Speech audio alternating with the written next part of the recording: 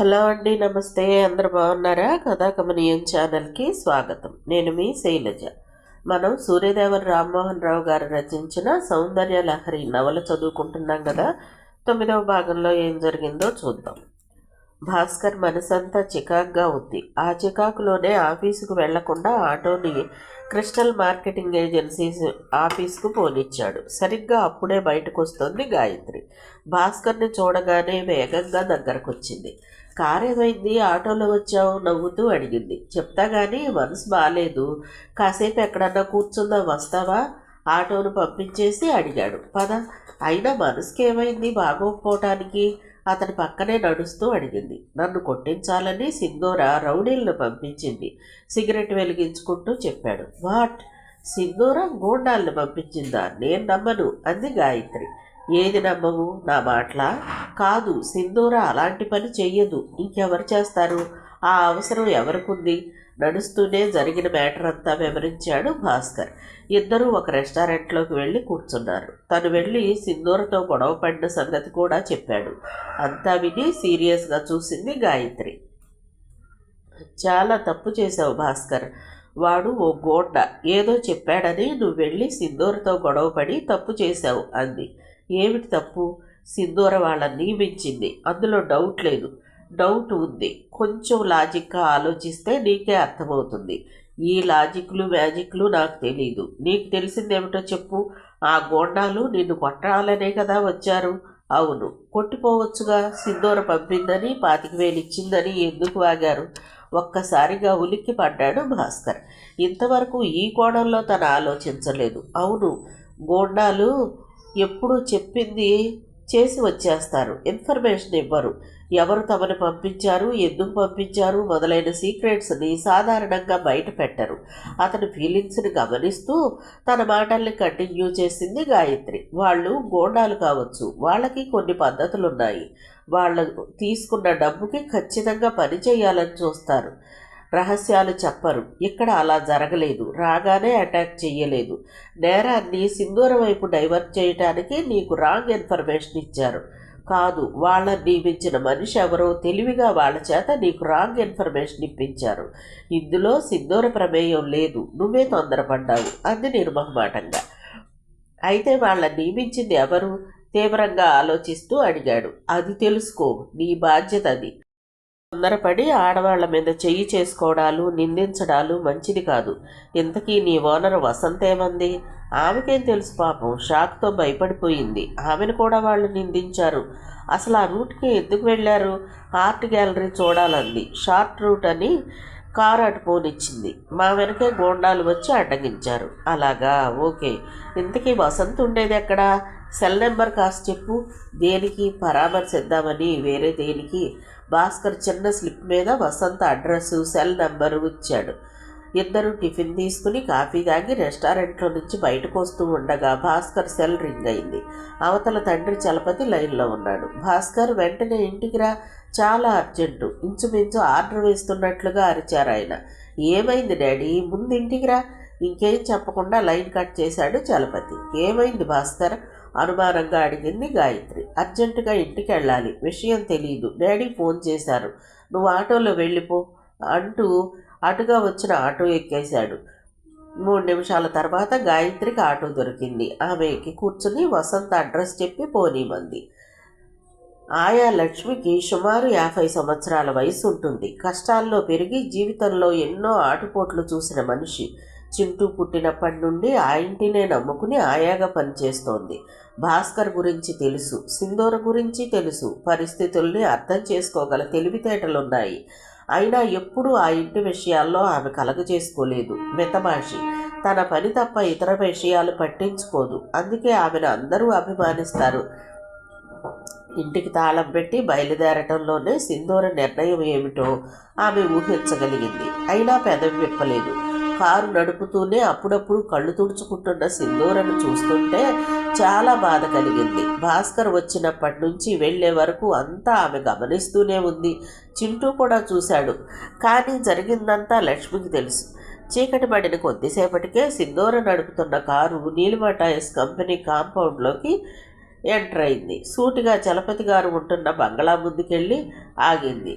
బాబు, లోపలికి వెళ్ళి తాళాలు తాతయ్యకి ఇవ్వు, ఇక్కడే ఉండు, నేను మళ్ళీ వచ్చి నిన్ను తీసుకెళ్తాను అంది. నువ్వు కూడా రా మమ్మీ, తల్లి ముఖంలోకి చూస్తూ అడిగాడు చింటూ. నేను మళ్ళీ వస్తానుగా, నువ్వేడుస్తావేమో, డాడీ కొట్టారనా? లేదు బాబు, నేను ఏడవటం లేదు, నువ్వు వెళ్ళు. డోర్ తెరిచి వాడిని కిందకు దించింది. ఇంతలో చలపతి డోర్లోకి వచ్చాడు. కారు వచ్చిన సౌండ్ విన్నాడు ఆయన. ఎవరూ లోపలికి రాలేదు. ఎవరై ఉంటారో చూద్దామని బయటకు వచ్చాడు ఆయన. ఆయన్ను చూడగానే క్షణం కూడా ఆగలేదు సింధూర. డోర్ మూసి కారు రివర్స్ తీసింది. సింధూరా, అమ్మాయి ఆగమ్మా అంటూ చలపతి పిలుస్తున్నా పట్టించుకోలేదు. కారును వేగంగా ముందుకు దూకించింది. కొడుకుని బయట దించేసి ఆమె వెళ్ళిపోవడంలో ఆంతర్యం ఏమిటో చలపతికి అర్థం కాలేదు. నిజానికి అసలు జరిగిన గొడవేమిటో ఆ ఇంట్లో ఎవ్వరికీ తెలియదు. గబగబా ఎదురొచ్చి మనవణ్ణి ఎత్తుకుని ముద్దాడి లోపలికి తీసుకువెళ్లారు. ఏమైందిరా మమ్మీ, నిన్ను వదిలి వెళ్ళిపోయిందేమిటి? మనవణ్ణి హాల్లో దించి అడిగాడు. తాతయ్య, మమ్మీ తాళాలు మీకిమ్మంది అంటూ తాళాలిచ్చాడు చింటూ. ఇంతలో అన్నపూర్ణ మనవడి మాటలు విని కిచెన్లోంచి బయటకు వచ్చింది. చింటూని ఎవరు తీసుకొచ్చారండి? ఏరా మమ్మీ ఎక్కడా అంటూ చింటూని ఎత్తుకుని ముద్దాడింది. అది కాదే, తాళాలు వీడి చేతికిచ్చి కిందకు దించి పిలుస్తున్నా వినిపించుకోకుండా సింధూర వెళ్ళిపోయింది. ఏం జరిగి ఉంటుందంటావు? కంగారుని అడుచుకుంటూ అడిగాడు చలపతి. తాళాలు అక్కడ ఇంటికి తాళం పెట్టేసిందా? పిల్లాడిని వదిలేసి ఎక్కడికి వెళ్ళినట్టు? ఏమిటండి, నాకేదో భయంగా ఉంది అంటూ చింటూని దించింది ఆవిడ. అప్పుడే ఆవిడ కంటబడింది చింటూ జేబులోని చీటి. దాన్ని విప్పి చూశాడు చలపతి. అది సింధూర రాసిన లెటరు. అత్తయ్య, మావయ్య పాదపద్మాలకి సింధూర నమస్కరించి వ్రాయినది. నాకు బ్రతకాలని లేదు, అందుకే చింటూను మీ దగ్గర వదిలి వెళ్ళిపోతున్నాను. ఇంటికి తాళాలు కూడా పంపించాను. నేను చాలా పొరపాట్లు చేశాను, వాటిని మన్నించండి. భాస్కర్ లేకుండా నేను బ్రతకలేను. తనే నన్ను ద్వేషించాక నాకు జీవితం మీద ఆశపోయింది. అందుకే ఈ నిర్ణయం. నా కోసం వెతికించే ప్రయత్నాలు చెయ్యకండి. పూజ్యులైన భర్త భాస్కర్ పాదాలకు నమస్కరించి సింధూర వ్రాసుకుంటున్న విన్నపం. నేను వెళ్ళిపోతున్నాను, ఇక కనపడను. అప్పుడు ఇప్పుడు కూడా మీరు తప్ప నాకు వేరే ప్రపంచం తెలియదు. నేను తప్పులు చేసినా మీకు దగ్గర కావాలనే చేశాను, కానీ నన్ను దారుణంగా అవమానించారు. నేను పోయాక ఆ పని నేను చెయ్యలేదని మీరు గ్రహిస్తే చాలు. చింటూ జాగ్రత్త. మీకు ఏమీ కాలేని మీ భార్య సింధూర. చాలా హడావుడిగా గీకినట్లుగా ఉన్నాయి అక్షరాలు. ఆ లెటర్ చదవగానే కాళ్ళు చేతులు ఆడలేదు చలపతికి. అన్నపూర్ణ అయితే షాక్తో అలాగే సోఫాలో కూలబడిపోయింది. ఒరే బాబు, ఏం జరిగిందిరా? కంగారు నడుచుకుంటూ చింటూని అడిగాడు. మరే తాతయ్య, డాడీ వచ్చారు. మమ్మీ డాడీ గొడవ పడ్డారు. డాడీ మమ్మీ చెంప మీద కొట్టి వెళ్ళిపోయాడు. సుధా అంకుల్ కూడా చెప్పినా వినలేదు. డాడీకి బోలెడు కోపం. మమ్మీ బాగా ఏడ్చింది. వాడు తన భాషలో ఎంతో సింపుల్గా చెప్పినా చక్కగా అర్థమైంది. మై గాడ్, వీడు ఆ పిల్లను కొట్టి అవమానించి ఉంటాడు. ఆ బాధ తట్టుకోలేక ఆ పిల్ల ఏదో అఘాయిత్యానికి పూనుకుంది. ముందు సింధూర సెల్కి ఫోన్ చేయండి, కంగారుగా అరిచింది ఆవిడ. ఆమె హెచ్చరికతో చలపతికి కర్తవ్యం బోధపడింది. వెంటనే సింధూర సెల్కి ఫోన్ చేశాడు. ప్రయోజనం లేకపోయింది. సెల్ ఆఫ్ చేసింది సింధూర. ఆ వెంటనే భాస్కర్ సెల్కి ఫోన్ చేశాడు. వెంటనే లైన్లోకి వచ్చాడు భాస్కర్. విషయం చెప్తే అతను కంగారు పడతాడని అసలు విషయం చెప్పలేదు చలపతి. అర్జెంటుగా ఇంటికి రమ్మని ఆర్డర్ చేసి లైన్ కట్ చేశాడు. ఆ వెనకే సుధాకర్ సెల్కి ఫోన్ చేశాడు. అతను కూడా వెంటనే లైన్లోకి వచ్చాడు. ఏరా సుధా, భాస్కర్ సింధూర్లు గొడవ పడ్డారట, దేనికి? అసలు సంగతి చెప్పకుండా జరిగిందేమిటో తెలుసుకునే ప్రయత్నం చేశాడు చలపతి. అదే అర్థం కావడం లేదు. భాస్కర్ మీద గోండాలు అటాక్ చేశారట. పైగా 25,000 ఇచ్చి సింధూర పంపిందని, కాలో చెయ్యో తీసిరమ్మందని వాగారట. ఈ విషయంలో గొడవ పడ్డారు. తనకే పాపం తెలియదని సింధూర ఎంత చెప్పినా నమ్మలేదు. సింధూర్ని ఎందుకు కొట్టాడు? ఈ గొడవకేనా? లేదు, చింటూ మీద ప్రమాణం చేస్తానంది. ఆ కోపంలో వీడు నానా మాటలు అని చెప్ప పగలగొట్టి వచ్చేశాడు. ఆ పిల్ల ఇంటికి తాళం పెట్టి చింటూని మా దగ్గర వదిలి ఎక్కడికో వెళ్ళిపోయింది. సూసైడ్ ప్రయత్నం అని డౌట్గా ఉంది. మై గాడ్, ఎంతసేపు అయింది వెళ్ళి? ఇంత క్రితమే. భాస్కర్కి ఫోన్ చేశాను, వస్తున్నాడు. నువ్వు కూడా రా. సింధూర్ని కాంటాక్ట్ చేద్దామంటే సెల్ ఆఫ్ చేసి కూర్చుంది. మీరు కంగారు పడకండి, ఇప్పుడే వస్తున్నాను అంటూ అవతల లైన్ కట్ చేశాడు సుధాకర్. అన్నపూర్ణ మనవణ్ణి ఎత్తుకుని ముక్కు చేదటం ప్రారంభించింది. ఆమెకు దుఃఖం ఆగటం లేదు. సింధూర ఏమవుతుందోనని భయం ఆమె గుండెల్ని కలచివేస్తోంది. ఏమిటండి ఇది? ఏం పాపం చేశామని మనకి శిక్ష? బంగారం లాంటి అమ్మాయి దక్కుతుందంటారా? అయినా భాస్కర్కి కోపం ఎక్కువ. ఆ పిల్లని ఎందుకు బాధ పెట్టాలి? ఆమె చిన్నగా దుఃఖిస్తూనే ఏమేమో చెప్తోంది. చలపతి అటు ఇటు పచార్లు చేస్తూ వింటున్నాడు. చింటూ బిక్కుబిక్కుమంటూ చూస్తున్నాడు. నానమ్మ ఏడవటం చూస్తే వాడికి ఏడుపు వచ్చేస్తోంది. కాసేపు ఆగి చెప్పాడు చలపతి. నువ్వు కంగారు పడి ఒంటికి తెచ్చుకోకు. నీ ఆరోగ్యం అసలే బాలేదు. నీ ఏడుపు చూసి చింటూ భయపడుతున్నాడు. ధైర్యంగా ఉండు, సింధూరకి ఏమీ కాదు అంటూ ధైర్యం చెప్పాడు. 10 నిమిషాల తర్వాత బయట ఆటో ఆగింది. ఆటోను పంపేసి హడావుడిగా లోపలికి వచ్చాడు భాస్కర్. తల్లి చింటూని ఎత్తుకుని దుఃఖపడుతోంది. తండ్రి సీరియస్గా ఉన్నాడు. చింటూ ఉన్నాడంటే సింధూర వచ్చి ఉండాలి. ఇక్కడ పంచాయతీ పెట్టించాలని వచ్చిందా? కానీ బయట కారు లేదే. ఏమి డాడీ, ఏమైంది? వస్తూనే అడిగాడు. ఏం జరిగిందో నీకు తెలియాలి. మీ సమస్యలు మీరే పరిష్కరించుకోవాలనుకుంటున్నారు, కానీ వెనకాల పెద్దవాళ్ళం ఉన్నామనే ఇంగిత జ్ఞానం లేకుండా పోతోంది. ఇంటికి తాళం పెట్టి చింటూని ఇక్కడ వదిలేసి సింధూర వెళ్ళిపోయింది. ఈ లెటర్ చూడు అంటూ సింధూర రాసిన లెటర్ చేతిలో పెట్టాడు చలపతి. ఆ లెటర్ చదువుకుని కొయ్యబారిపోయాడు భాస్కర్. తను ఆవేశంలో తొందరపడిన మాట నిజమే, కానీ సింధూర ఎంత కఠోర నిర్ణయానికి వస్తుందని ఊహించలేదు. భాస్కర్కి షాక్తో నోట మాట రాలేదు. ఇంతలో హడావుడిగా లోపలికి పరిగెత్తుకొచ్చాడు సుధాకర్. నేను సింధూర్కి చిలక్క చెప్పినట్టు చెప్పాను. తొందరపడి ఏ ఆగాయిత్యానికి పూనుకోవద్దని. వినలేదు. ఎంతసేపు అయింది వెళ్ళి? చలపతిని అడిగాడు. 20 నిమిషాలవుతోంది చెప్పాడు చలపతి బాధగా. భాస్కర్, ఇక్కడ కూర్చొని ప్రయోజనం లేదు. సింధూర కారు సిటీ వదిలి వెళ్ళే అవకాశం లేదు. నువ్వు పోలీస్ కంట్రోల్ రూమ్కి ఫోన్ చేసి సింధూర కారు ఎక్కడ కనిపించినా ఆపే ఏర్పాటు చేయించు. ఈ లోపల నేను ఓసారి వెతికిస్తాను, క్విక్ అంటూ భాస్కర్ని హెచ్చరించి వచ్చినంత వేగంగానూ బయటకు పరిగెత్తాడు సుధాకర్. అతని కారు వేగంగా వెళ్ళిపోయింది. భాస్కర్కి కర్తవ్యం స్ఫురించింది. సెల్ తీసుకుని వెంటనే కంట్రోల్ రూమ్కి ఫోన్ చేశాడు. ఆటోలో వెళుతూనే వసంత సెల్కి తన సెల్ నుంచి ఫోన్ చేసింది గాయత్రి. వెంటనే లైన్లోకి వచ్చింది వసంత. నేను గాయత్రిని చెప్పింది. ఏ గాయత్రి? నీకెంతమంది గాయత్రులు తెలుసు? ఒక్కరూ తెలీదు. అబద్ధం. నీకు ఒక్క గాయత్రి తెలుసు. ఆ ఒక్కరు నేనే, భాస్కర్ ఫ్రెండ్ని. ఓ ఐఎమ్ సారీ గాయత్రి, ఒక్కసారిగా చూశాను, అందుకే నువ్వు గుర్తు రాలేదు. ఇప్పుడు గుర్తొచ్చానా?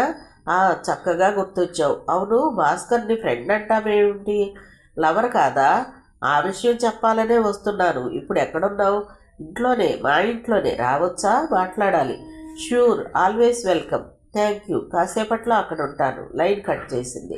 10 నిమిషాల ప్రయాణం తర్వాత ఆటో ఒక చక్కని భవంతి పోర్టికోలో ఆగింది. ఆటో దిగి పంపించేసింది గాయత్రి. లోపలికి ఎంటర్ అయింది. ఆమె కోసం ఎదురు చూస్తూ హాల్లోనే కనిపించింది వసంత. నైటీలో మరింత అందంగా ఉంది. తీరిగ్గా టీవీ ముందు కూర్చొని సినిమా చూస్తోంది. రా గాయత్రి అంటూ గాయత్రిని చూడగానే పలకరిస్తూ టీవీ ఆఫ్ చేసి లేచింది. ఏమిటి, అనుకోకుండా ఎలా వచ్చావు? Any problem? అడిగింది. అలాంటిదే, నీతో మాట్లాడాలి పర్సనల్గా. వెల్కమ్. ఇద్దరు మేడ మీద రూఫ్ గార్డెన్కి వెళ్ళి కూర్చున్నారు. పనిపిల్ల ఇద్దరికి కాఫీ తెచ్చిచ్చింది. ఇద్దరు కాఫీ తాగారు. ఇప్పుడు చెప్పు, ప్రాబ్లం ఏమిటి? తమాషాగా నవ్వుతూ అడిగింది వసంత. ప్రాబ్లమే నువ్వు. నన్ను అడుగుతావేంటి? సూటిగా ప్రశ్నించింది గాయత్రి. నేను ప్రాబ్లమా? ఆశ్చర్యంగా ఉందే. ఎలా? సాయంత్రం ఏం జరిగింది? ఎవరికి? నీకా నాకా? భాస్కర్కి నీకు. బాగుంది. మా ఇద్దరికి ఏం జరిగిందనుకుంటున్నావు? కొంపదీసి మేము లేచిపోయామనుకుంటున్నావా? అలాంటి ఆలోచన కూడా ఉందా నీకు? Why not? పెళ్ళైన వాడిని నువ్వు ఇష్టపడంగాలేంది. పెళ్ళై మొగుండు వదిలేసిన దాన్ని నేను ఇష్టపడటంలో తప్పేముంది? సారీ వసంత, నీ తెలివికి తగ్గట్లుగా మాట్లాడు. తగ్గి మాట్లాడడం లేదు గాయత్రి, నీ లెవెల్కి తగినట్లుగా మాట్లాడుతున్నాను. ఇంతకీ నువ్వు నాతో పోట్లాడాలనే వచ్చావా? భాస్కర్ విషయంలో కాదు, అడగాలని వచ్చాను. ఎందుకు ఇలా చేశావని. సింధూరకి భాస్కర్కి మధ్య దూరం పెంచే పని ఎందుకు చేశావు? చూడు గాయత్రి, నీకున్న నాలెడ్జ్ నాకు లేదు. కాస్త వివరంగా చెప్తే కానీ అర్థం కాదు.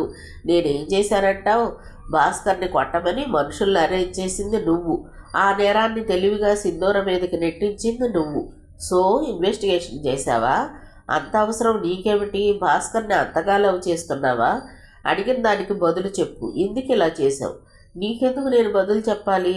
వసంత చాలా తెలివైంది. ఓ పట్టాన మాటలకు దొరికే యువతి కాదు.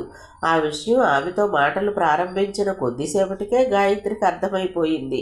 ఉన్నట్టుండి లేచి నిలబడింది. ఓకే, నాకు నువ్వు బదులు చెప్పాల్సిన అవసరం లేకపోవచ్చు, బట్ పోలీసులకైనా చెప్పాలిగా. సిద్ధంగా ఉండు, నేను వెళుతున్నాను అంటూ గిరుక్కును వెనుతిరిగి బయటకు పోబోయింది. 1 మినిట్ అంటూ పిలిచింది వసంత. ఆగి తిరిగి చూసింది గాయత్రి. ఎస్, చెప్పమంటావా? పోలీసులకు వ్యంగ్యంగా అడిగింది. సో పోరాడాలని నిశ్చయించుకున్నావన్నమాట. భర్త ప్రాణాల కోసం యముడితో పోరాడిన సావిత్రిలా, భర్తను కాపాడుకోవడానికి సూర్యుడిని ఆపిన అనసూయలా. ఉపమానాలు బాగానే ఉన్నాయి కానీ పురాణాలు మరోసారి చదివి మాట్లాడు. సూర్యుడిని ఆపింది అనసూయ కాదు, సుమతి. ఎవరో ఒకరు. కానీ నీ ప్రయత్నం అలాంటిదే కదా. నేను ఇష్టపడిన భాస్కర్ని నువ్వు దక్కించుకోవాలని చూస్తే సహించను. నా దారికి అడ్డు రాకు. షటప్. తెలిసి తెలియకుండా మాట్లాడకు. భాస్కర్ సిద్ధోర్ల గురించి నీకేం తెలుసని ఇలాంటి నిర్ణయానికి వచ్చావు? నేను భాస్కర్ని చేసుకుంటానని ఎలా అనుకుంటున్నావు? ఆవేశంతో అరిచింది గాయత్రి. వసంత నొసలు విరిచింది. దగ్గరగా వచ్చి ముఖంలోకి చూసింది. సో నేను అనుకున్నది, ఊహించింది నిజమేనన్నమాట. నీకు భాస్కర్ మీద అటువంటి అభిప్రాయమే లేదు.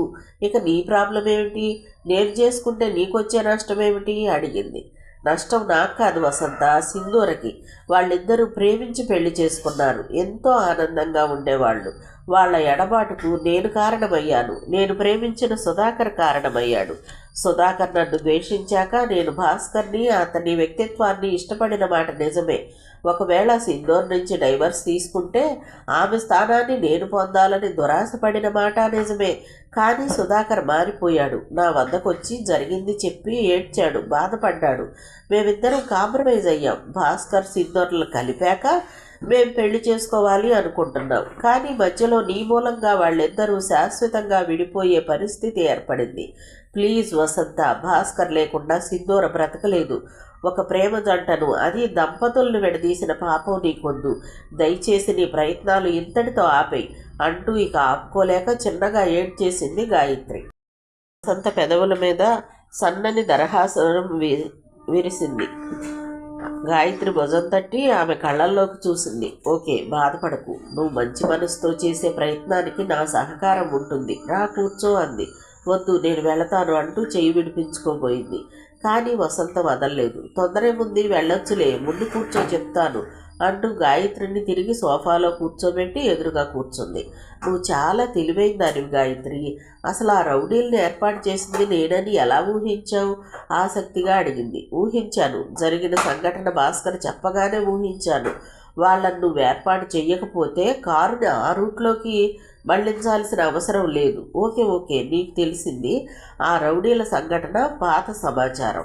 ఇప్పుడు లేటెస్ట్ న్యూస్ ఏమిటో తెలుసా?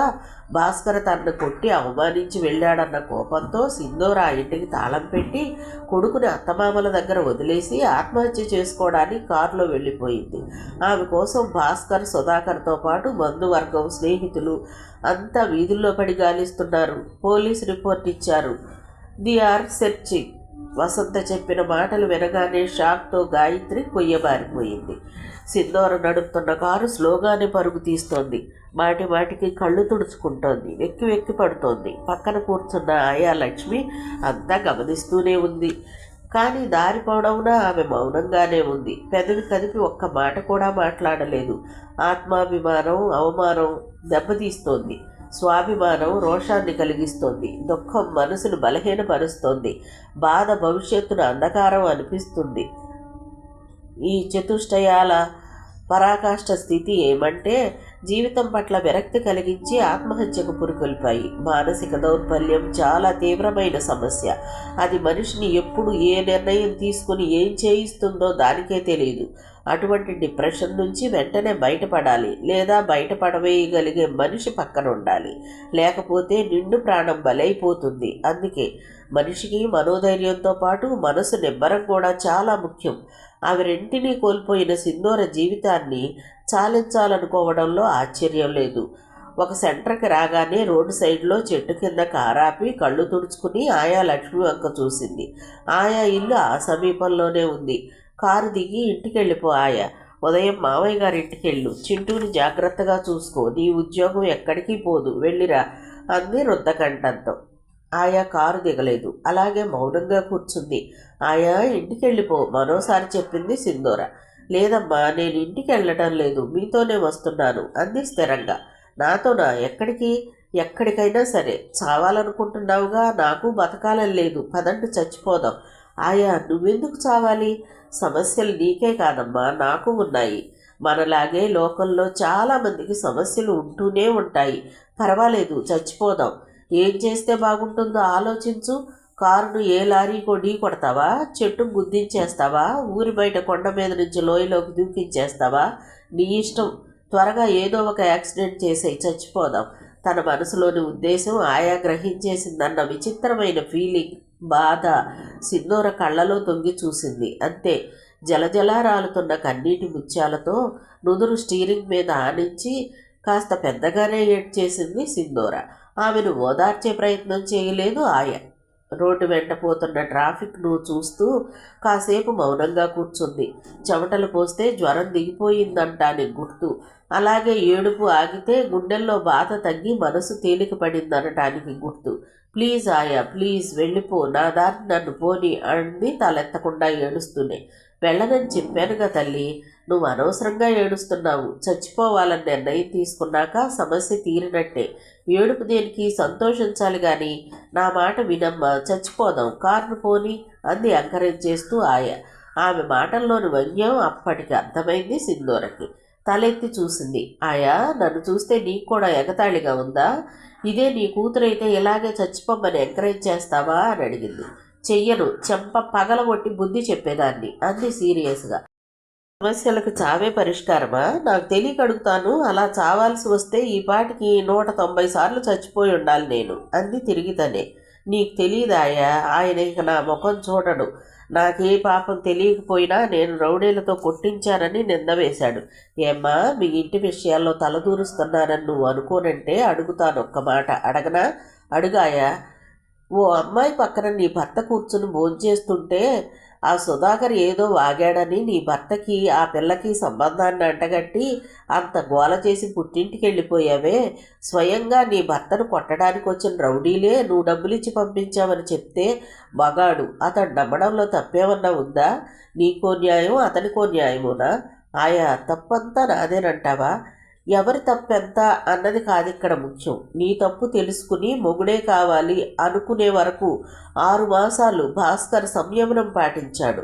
అలాగే భాస్కర్ కూడా నిజం తెలుసుకుని నువ్వు నిర్దోషమని తెలుసుకునే వరకు ఎందుకు ఆగలేకపోతున్నావు? చచ్చిపోవాలనే నీచమైన ఆలోచన నీకెలా వచ్చింది? ఎవరిని సాధించాలని? నాకెవరిని సాధించాలని లేదు. నాకే జీవితం మీద విరక్తి కలిగింది. ఎందుకు? మొగుడు కొట్టాడనా, తిట్టాడనా? అది భార్యాభర్తల సమస్య. భర్త భార్యని లేదా భార్య భర్తని ఏదో సందర్భంలో కోప్పడొచ్చు. అంత మాత్రాన అఘాయిత్యం చేసుకోవడమేనా? ఇక పిల్లలెందుకు, సంసారం ఎందుకు, ప్రేమలెందుకు? నా బ్రతికే తీసుకో. చిన్నప్పటి నుండి కష్టాల్లోనే పెరిగాను. అందంగా ఉన్నారని ఒక రౌడీ మనసు పడి నన్ను పెళ్లి చేసుకున్నాడు. కొద్ది రోజులు జీవితం సంతోషంగానే గడిచింది. రోజు తాగి వచ్చేవాడు. వీధిలో ఎవరో ఒకరిని తన్నేవాడు. కొట్లాటలు, గొడవలు. ఇదేమని అడిగినందుకు నాకు చీవాట్లు, దెబ్బలు, నరకం. ఆ నరకంలో 3 బిడ్డలకు తల్లినయ్యాను. నీలాగే ఎన్నోసార్లు చావాలనుకున్నాను, కానీ బిడ్డల్ని వదిలి పోలేకపోయాను. నేను పోతే ఎవరికి నష్టం? నా మొగుడు మరో పెళ్లి చేసుకుంటాడు. కంటి పాపల్లా చూసుకుంటున్న నా బిడ్డలు వీధి పాలవుతారు, అనాథలవుతారు. అలా బిడ్డల్ని అనాథలు చేసే హక్కు ఏ స్త్రీకి లేదు. ఆ బిడ్డల కోసమే బతికాను. ఈ లోపల ఏదో ఓ దొమ్మిలో ఎవరో నా మొగుడిని పొడిచి చంపేశారు. అలా వాడి చెర నుంచి బయటపడ్డాను. అయినా మొగుడు కాబట్టి ఏడ్చాను, తప్పదు. ఏదో వాడు బతికున్నప్పుడు కట్టించాడు కాబట్టి తలదాచుకోవడానికి ఇల్లుంది, కానీ బతకడానికి దారి లేదు. నడుం బిగించాను. 4 ఏళ్లలో ఇంటి పని చేసుకుంటూ పిల్లల్ని పెంచుకొచ్చాను, చదివించాను, పెళ్ళిళ్ళు చేశాను. ఎవరి బ్రతుకు వాళ్ళు సంతోషంగానే బ్రతుకుతున్నారు. నేను మాత్రం ఆ ఇంట్లో ఉండి నా బతుకు నేను బతుకుతున్నాను. ఇదంతా ఎందుకు చెప్పానంటే జీవితంలో కష్టసుఖాలు, మానావమానాలు సహజం, పోరాడాలి. నిజాయితీ నిరూపించుకోవాలి, ప్రేమను సాధించుకోవాలి. అంతేగాని పిరికిదాల్లా జీవితంలో ఓడిపోయి బ్రతుకు చాలించాలనుకున్నావంటే నిన్ను చూస్తే ఏమనాలో అర్థం కావడం లేదు. నువ్వు సూసైడ్ చేసుకున్నావే అనుకో, తల్లి ప్రేమ కోసం నీ కొడుకు అలమటిస్తున్నప్పుడు నువ్వు తిరిగి రాగలవా? నిజం తెలిసి నీ భర్త నీ కోసం బోరున ఏడుస్తున్నప్పుడు వచ్చి అతన్ని ఓదార్చగలవా? నాకు ఆయా, ప్లీజ్, వినలేను, నాకు బుద్ధొచ్చింది అంటూ 2 చేతులతో ముఖం కప్పుకొని మరోసారి ఏడ్చేసింది సింధూర. అవును, నాకు తెలుసు. నేను లేనని తెలిసాక భాస్కర్ తట్టుకోలేడు. నేను పోతే నా బిడ్డ తల్లి లేనివాడవుతాడు. అలా జరగటానికి వీల్లేదు. నన్ను కొట్టినా తిట్టినా భర్తగా భాస్కర్కి నా మీద హక్కు ఉంది. నేనే పొరపడ్డాను. నా కళ్ళు తెరిపించావాయా, నీ మేలు మర్చిపోలేను. నా కన్న తల్లి పక్కనున్నా ఇంతకన్నా ఎక్కువ చెప్పగలిగేది కాదేమో అంటూ ఆమె చెయ్యి అందుకుంది. ఆయా ముఖంలో చిరునవ్వులు విరిశాయి. ఏమ్మా, నీ తల్లి లాంటి దాన్నేగా. నా బిడ్డ అఘాయిత్యం చేసుకుంటే ఎలా చూడగలను తల్లి? మీ ఉప్పు తింటున్న దాన్ని. మీ క్షేమం నాకు కావాలి అంది. ఆయా, నువ్వెంత మంచిదానివి అంటూ లక్ష్మిని కౌగలించుకొని భుజం మీద తల అంచుకుని ఏడ్చేసింది అలుపు తీర. సింధూర వెన్ను తట్టి ఓదార్చింది ఆయా లక్ష్మి. ఇది సంతోషించే సమయం, ఏడవకూడదు. కారుని మా ఇంటికి పోనీ చెప్తాను అంది. మీ ఇంటికా? ఏమ్మా, రాకూడదా? అలాని కాదు, ఓకే అంటూ కళ్ళు తుడుచుకుంది. కార్ స్టార్ట్ చేసింది సింధూర. ఆ సెంటర్ నుంచి కుడిపక్క రోడ్డుకి పోనిచ్చి ఆ రోడ్లో నుండి చీలి చిన్న వీధిలోకి పోనిచ్చింది. వీధి మధ్యలో కుడిపక్కన ఉన్న చిన్న డాబా ఇల్లు. చుట్టూ ఖాళీ స్థలం, కాంపౌండ్ గోడ లేదు. వీధిలో అడ్డం లేకుండా కారుని డాబా పక్కగా ఆవరణలోకి పోనిచ్చింది. తాళం తీసి లోపలికి వెళ్ళి లైట్ వేసితూ సింధూరను లోపలికి ఆహ్వానించింది ఆయా. ఈ లోపల అక్కడ చలపతి గారింటి దగ్గర పరిస్థితి గందరగోళంగా ఉంది. సుధాకర్ సింధూరను వెతికేందుకు అటు బయలుదేరి వెళ్ళగానే ఇటు భాస్కర్ పోలీస్ కంట్రోల్ రూమ్కు ఫోన్ చేసి రిపోర్ట్ ఇచ్చాడు. డిపార్ట్మెంట్లో పరిచయం ఉన్న పై అధికారులకు ఫోన్లు కొట్టాడు. దాంతో ఒక్కసారిగా సిటీ పోలీస్ స్టేషన్లన్నీ అలర్ట్ చేయబడ్డాయి. ముఖ్యంగా ట్రాఫిక్ పోలీసులు నగర సరిహద్దుల్లోని చెక్ పోస్టులకు మెసేజ్లు పాస్ చేశారు. సింధూర కారు నంబర్ తెలియజేయబడింది. ఆ కారు నగరంలో ఎక్కడ కనిపించినా వెంటనే ఆపమని ఆర్డర్స్. అలా పోలీస్ రిపోర్ట్ ఇవ్వగానే ఒక్క క్షణం కూడా ఆగలేదు భాస్కర్. సెల్ జేబులో వేసుకుని స్వయంగా సింధూరను వెతుకుతూ కారులో బయలుదేరాడు.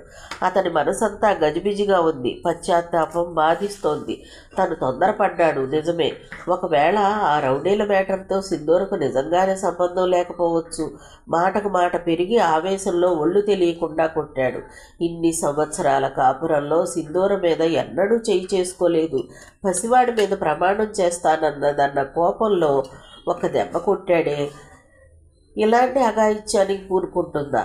సింధూర మారాలని ఆశించాడే కానీ ఆమెను ఎప్పుడూ ద్వేషించలేదు.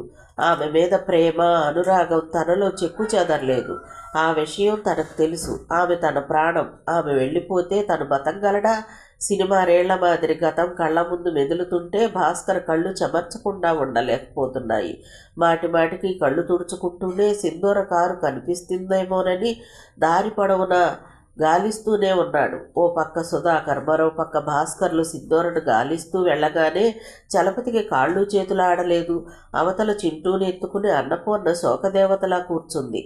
ఈ సమయంలో అయినవాళ్లు దగ్గర ఉండటం మంచిదని తోచింది. ముందుగా పెద్ద కూతురు భవానీకి ఫోన్ చేసి మ్యాటర్ చెప్పాడు. అలాగే చిన్న కూతురు శ్రీదేవికి ఫోన్ చేశాడు. అన్నపూర్ణ, బాధపడి లాభం లేదు. ఊరికి ఫోన్ చేసి రాజయ్య గారికి విషయం చెప్పడం మంచిదంటావా అంటూ భార్యను అడిగాడు. ఇప్పుడే వద్దు, వాళ్ళు కంగారు పడతారు. సింధూర దొరకనీయండి అంటూ సలహా ఇచ్చింది ఆవిడ. 15 గంటల లోపలే ముందుగా భవానీ తన భర్త పిల్లలతో వచ్చేసింది. ఆమె వచ్చిన కాసేపటికి శ్రీదేవి కుటుంబం వచ్చి చేరింది. ఏం జరిగిందంటూ పరామర్శలు, విమర్శలు. అయితే పెద్దల్లుడు రాజేష్, చిన్నల్లుడు వినయ్ మాత్రం కామెంట్ ఏమీ చెయ్యలేదు. సింపుల్గా విషయం తెలుసుకుని తమ కార్లు తీసుకుని తాము కూడా సింధూర కారును వేటాడడం కోసం సిటీలోకి దూసుకుపోయారు. కూతుళ్ళు రావడంతో అన్నపూర్ణకి కాస్త ధైర్యం కలిగింది. చలపతి ల్యాండ్లైన్ ఫోన్ వదిలి యువతలకి రాలేదు. ఎవరో ఒకరికి ఫోన్ కొట్టి ఎంక్వైరీలు చేస్తూనే ఉన్నాడు. అర్ధగంట తర్వాత సుధాకర్కి ఫోన్ చేశాడు. తర్వాత భాస్కర్కి, మిగిలిన వాళ్ళకి ఫోన్లు కొట్టాడు. కానీ సింధూర జాడ మాత్రం తెలియలేదు. Kukatpally housing board colony. సమయం రాత్రి 9 గంటలు. మెయిన్ రోడ్ను ఆనుకుని ఉన్న చిన్న కాకా హోటల్. ఆ హోటల్ ముందు నిలబడి ఉన్నారు ఇద్దరు వ్యక్తులు. ఒకడి పేరు సయ్యద్. మనిషి 5.5 అడుగుల ఎత్తున నల్లగా దుక్కలాగా ఉన్నాడు. చారల చొక్కా, లుంగీ ఎగ్గట్టాడు. చేతిలో సెల్, నోట్లో సిగరెట్. చాలా సీరియస్గా రెండో వాడితో ఏదో మాట్లాడుతున్నాడు. రెండో వాడు కూడా ఒక ఆకురౌడీ అని చూడగానే చెప్పొచ్చు. ఏదో విషయం గురించి వాళ్ళిద్దరూ సీరియస్గా మాట్లాడుకుంటున్నారు. ఆ టైంలో కాకా హోటల్ ఖాళీగానే ఉంది. హోటల్ వాడ అంత క్రితమే చేసిన టీ గ్లాసులు 2 బల్ల మీద ఉన్నాయి. అవి వేడి చల్లారిపోయి ఉన్నాయి.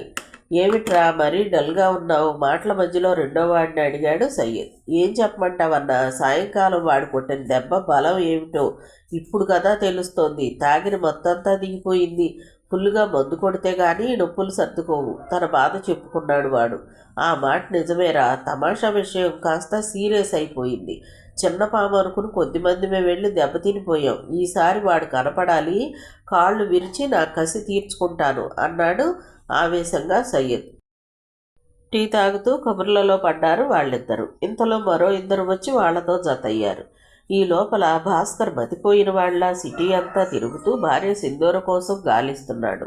ఓ పక్క ఏమైపోయిందోనని కంగారుగాను ఉంది. మరో పక్క ఏమీ కాదు, క్షేమంగా ఉంటుందని ధైర్యంగానూ ఉంది.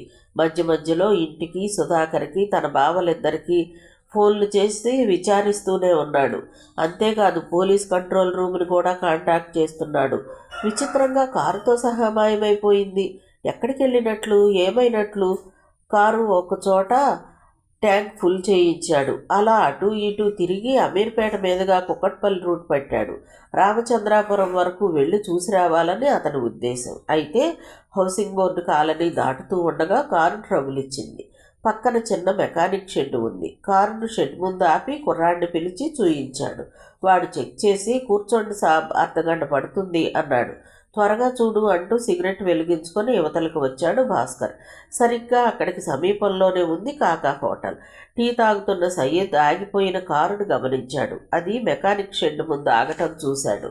కానీ ఆ కారులో ఉన్నది తన ప్రత్యర్థి భాస్కర్ అని వాడికి తెలియదు.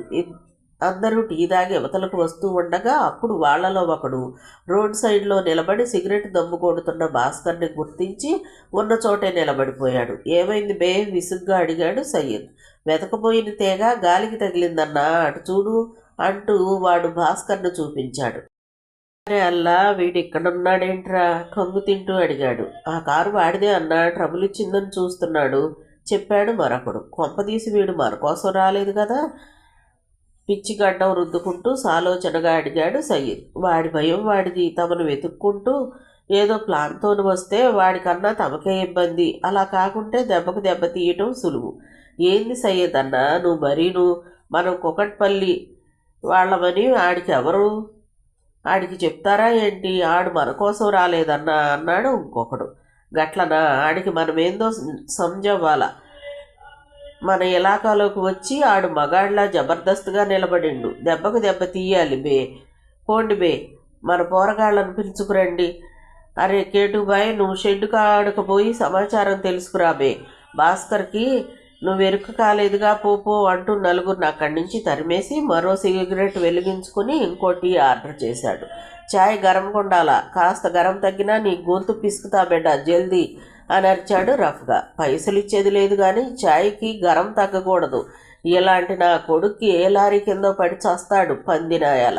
మనసులో ఉడుక్కుంటూనే వేడివేడి ఛాయ్ అందించాడు ఛాయ్ వాలా. సయ్యద్ ఛాయ్ ఫినిష్ చేసే లోపలే షెడ్ వరకు వెళ్ళిన కేటుబాయ్ అనే సదరు చింపిరి జుట్టువాడు వెనక్కి వచ్చేశాడు. ఏంద్రా మ్యాటరో అడిగాడు.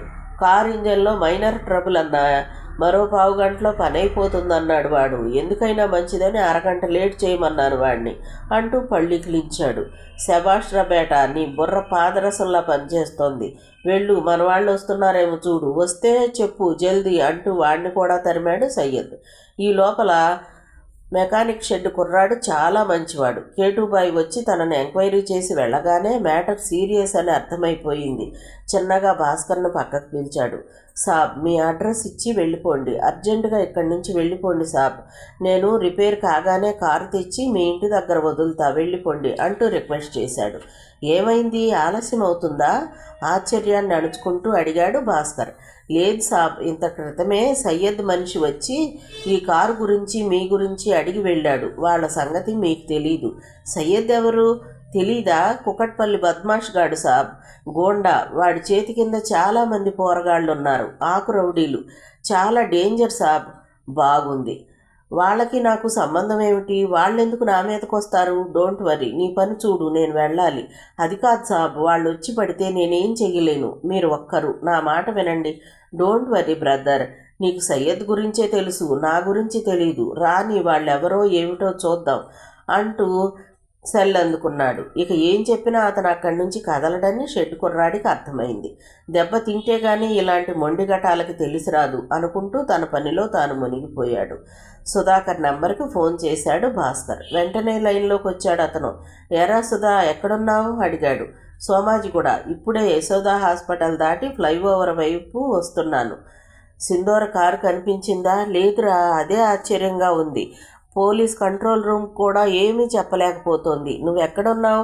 కుకట్పల్లి. కారు ట్రబుల్ ఇస్తే రోడ్ సైడ్న షెడ్లో చూపిస్తున్నా. ఓకే, అక్కడే ఉండు, నేను వస్తున్నా. ఇంటికి ఫోన్ చేశావా? చేశా, డాడీతో మాట్లాడాను. వాళ్ళు కంగారు పడుతున్నారు. ధైర్యంగా ఉండమని చెప్పాను. 10 నిమిషాల్లో అక్కడ ఉంటాను, ఎక్కడికి వెళ్ళకు అంటూ లైన్ కట్ చేశాడు సుధాకర్. సెల్ జేబులో వేసుకుని అటు ఇటు చూశాడు భాస్కర్. సమీపంలో కాకా హోటల్ తప్ప మరేమీ కనిపించలేదు. టెన్షన్లో పడి సాయంత్రం నుంచి ఏమీ తీసుకోలేదు. ఆకలిగా ఉంది. 2 బిస్కెట్స్ తిని టీ తాగి వచ్చే ఉద్దేశంతో కాకా హోటల్ వైపు అడుగులు సారించాడు. ఏంది బే, ఆడు మనల్ని చూశాడంటావా? కాకా హోటల్ ముందున్న సయ్యద్ భాస్కర్ తమ వైపు రావటం చూసి పక్కనున్నవాడిని కంగారుగా అడిగాడు. చూశాడు సాబ్, చెప్పాడు వాడు. చూశాడా? నిన్నా నన్న ఇద్దరిని? ఆడికి నువ్వు తెలవదు బే. ఏంటే ఉండు, నే సైడ్ అయిపోతా. ఏంది సాబ్, ఆడికి భయపడుతున్నావు? రాని చెప్తా. ఏడ్చావు. 6గురిని, నాతో పాటు 6గురిని కలిపి కొట్టిండు. ఆడి సంగతి నీకు తెలవదు. మన పోరగాండ్లు రాకుండా సీన్ క్రియేట్ చేయక, జరభద్రం అంటూ నైస్గా చీకట్లోకి తప్పుకున్నాడు సయ్యద్. భాస్కర్ సరాసరి కాకా హోటల్ ముందుకొచ్చాడు. అక్కడ బాటిల్స్లో ఉన్న వాటిల్లో బెస్ట్గా ఉన్న 3 బిస్కెట్లు తిని టీ తాగాడు. హోటల్ వాళ్ళకి డబ్బులిచ్చి ఫ్రెష్గా ఇంకో సిగరెట్ వెలిగించుకుని వెనుతిరిగాడు. ఎక్కడ చచ్చారా మన పోరగాళ్ళు? రండి బే. మనసులోనే కంగారు పడుతూ పక్కన గుప్పెడు లావున్న కర్రను ఒకటి చేత్తో పట్టుకుని యువతలకు వచ్చాడు సయ్యద్. అదే సమయంలో సైకిళ్ల మీద కొందరు ఉరుకులు పరుగులతోనూ కొందరు కోతుల గుంపులా కాకా హోటల్ ముందుకు వచ్చేశారు. సుమారుగా 15 మంది కుర్రాళ్ళు. వాళ్ళందరి చేతుల్లోనూ దృఢమైన కర్రలు, సైకిల్ చైన్ల వంటి ఆయుధాలున్నాయి. అప్పటికే మందు కొట్టి ఫుల్గా ఉన్నారు వాళ్ళంతా. తన కుర్రాళ్ళను చూడగానే సయ్యద్కి ఎక్కడలేని ఉత్సాహం, బలం వచ్చేశాయి. వేగంగా పరిగెత్తి కారు వైపు వెళుతున్న భాస్కర్ దారికి అడ్డుగా వచ్చి నిలబడ్డాడు.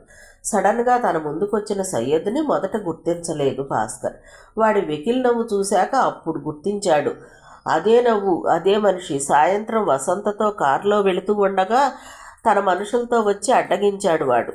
సింధూర తనకు డబ్బిచ్చిందని, కాలు చెయ్యి తీసేయమన్నదని చెప్పాడు. రాస్కెల్. తోలు ఒలిస్తే ఎవరు పంపించారో వాడే చెప్తాడు. ఇలా రకరకాలుగా ఆలోచిస్తూ ఆశ్చర్యం నుంచి తేరుకుని నువ్వా అన్నాడు. అవును నేనే అన్నాడు సగర్వంగా సయ్యద్. నీ పేరు సయ్యద్ కదూ? అవును. సబ్జయిందిగా. నా ఇలాకాలోకి వచ్చి జబర్దస్తుగా చిక్కావు బే, ఇక తప్పించుకోలేవు అంటూ హెచ్చరించాడు. అది సరే, సాయంత్రం నా చేతిలో తన్నులు తిన్నావు చాలేదా? అందుకేగా ఇప్పుడు నిన్ను తన్నబోతున్నాను. చుట్టూ నా కుర్రాళ్ళున్నారు, చూడు చూడు. అరే భాయ్, మన మధ్య గొడవ ఎందుకు కానీ, నేను అసలే ఓ టెన్షన్లో ఉన్నాను. ఈ ఫైట్లు, కొట్లాటలు అవసరమంటావా? నిన్ను నా మీదకి ఎవరు పంపించారో చెప్పు, నీకు నేను డబ్బిస్తాను. డబ్బక్కర్లేదు, ఎవరు పంపించారో చెప్పను. నా పగ తీరాలి. ఇంతవరకు నా ఒంటి మీద చెయ్యి వేసిన దమ్ము ఎవరికి లేదు. ఆ పని నువ్వు చేశావు. ఏదో 4 దెబ్బలతో సరిపెట్టుకోకుండా కుక్కల్ని కొట్టినట్టు కొట్టావు. ఎలా వదలమంటావు? పోనీ పేరు చెప్పొద్దు. ఆ మనిషి నా భార్య సింధూర కాదు అని కన్ఫామ్గా చెప్పు చాలు. అది కూడా చెప్పను. అయినా నీతో నాకు మాటలేమిటి? అరే ఏంది బే చూస్తారు, వేసేయండి. వాడు తన మనుషుల్ని హెచ్చరిస్తూ ఉండగానే భాస్కర్ సహనం నశించింది. అది మాటలకు లొంగే గొడ్డు కాదు. చాలా వేగంగా కదిలాడు. అతని పిడికిలి సయ్యద్ ముఖాన్ని సుత్తిలా తాకింది. కెవ్వుమన్నాడు సయ్యద్.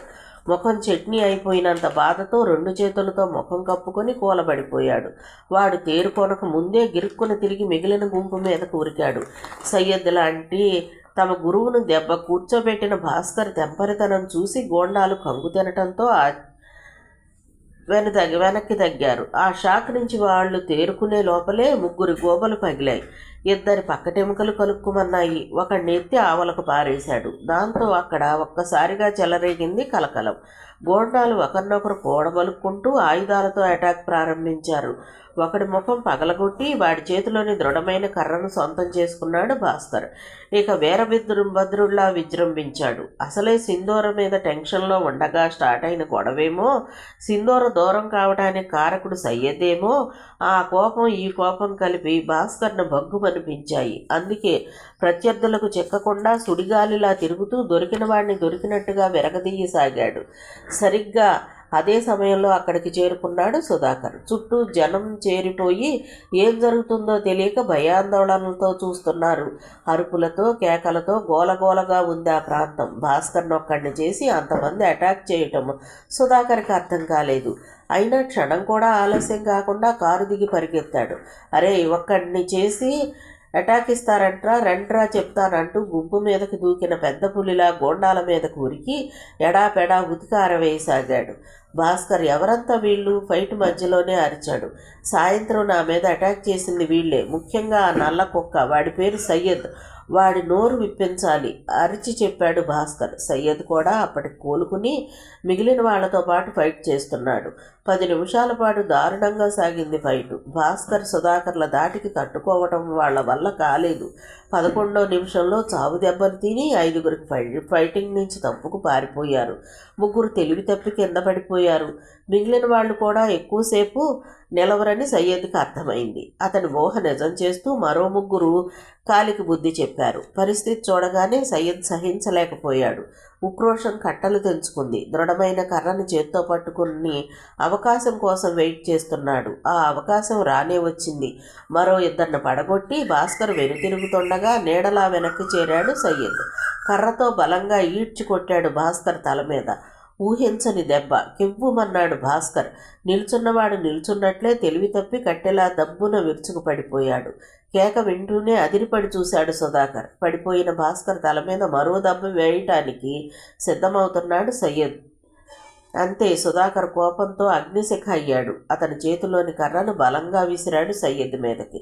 విష్ణుచక్రంలా గాలిలో గింగిరాలు తిరుగుతూ తన వైపుకు దూసుకొస్తున్న కర్రని చివరి క్షణంలో కానీ చూడలేదు సయ్యద్. చూడగానే కంగారు పడి చెంగున పక్కకు దూకాడు.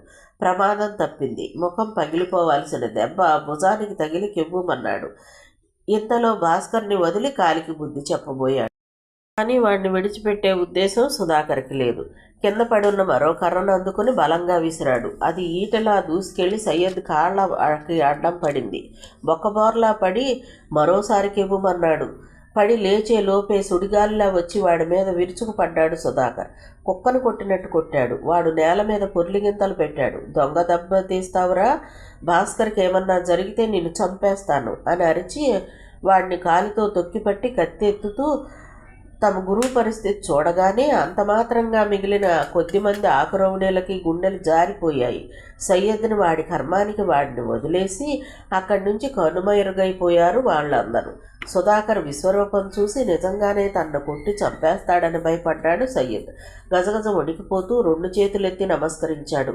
నన్ను చంపకు, నీ ఫ్రెండ్కి ఏమీ కాదు, నేను కొట్టిన దెబ్బ తెలివి తప్పించింది అంతే అరిచాడు. లేవరా, లేచి కూర్చో, వాడి గుండెల మీద కాలు తీస్తూ ఆర్డర్ వేశాడు సుధాకర్. చిన్నగా లేచి కూర్చున్నాడు వాడు.